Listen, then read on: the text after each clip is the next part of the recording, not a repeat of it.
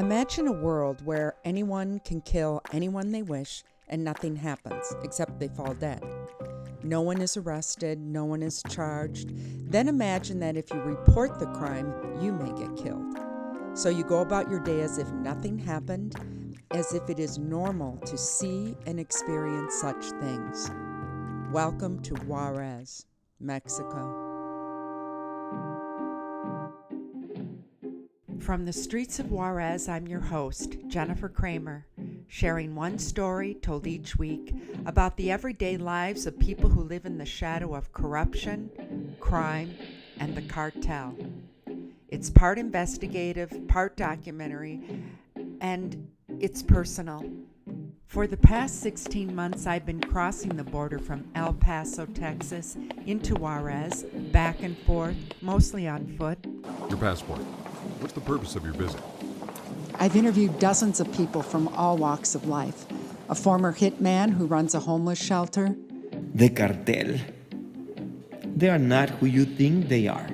A young couple who run an orphanage in an area so dangerous it's called the Valley of Death.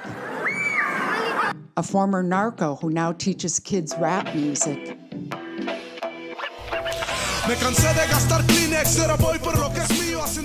A journalist who keeps working even when she's threatened by the cartel with a decapitated head on the hood of her car. If you say anything, they kill you.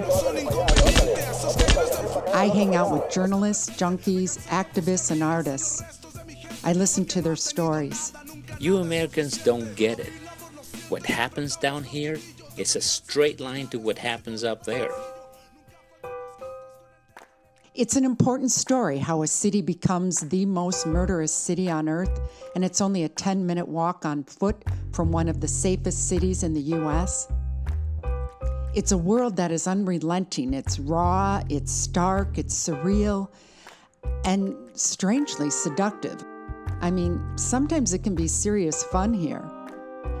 It's the birthplace of the Zoot Suit, the margarita, velvet paintings, and the most innovative drug cartel in the world.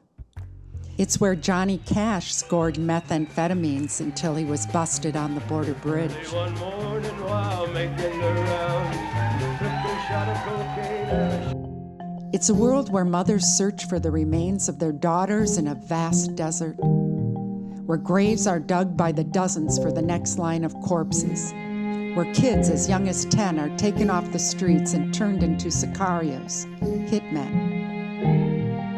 It's where the culture of death becomes a life.